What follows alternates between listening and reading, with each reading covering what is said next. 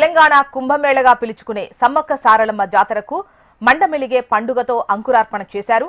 సమ్మక్క సారలమ్మ, పగిడిద్దరాజు, గోవిందరాజు ఆలయాల్లోనూ ప్రత్యేక పూజలు చేశారు. గ్రామ పొలిమేర్లలో మామిడాకు తోరణాలు కట్టి కల్లి, బెల్లంతో పూజలు నిర్వహించారు. మేడారంలోని సమ్మక్క ఆలయం, కన్నెపల్లిలోని సారలమ్మ ఆలయంలో ఆడపడుచులు అలికి ముగ్గు వేసి ప్రత్యేక పూజలు చేశారు.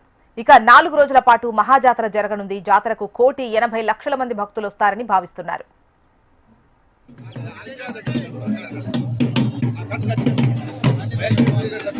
Oh